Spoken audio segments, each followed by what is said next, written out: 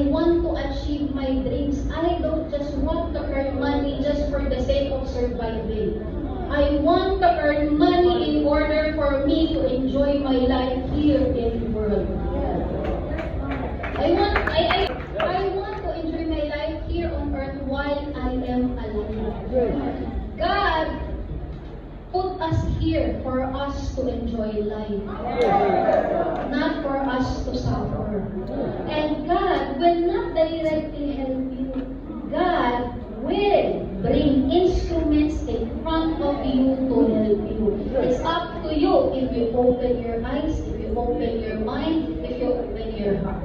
But thank you very much. Always remember, with God, with your effort, and with the right team and the right person beside you, everything is possible. Thank you very much.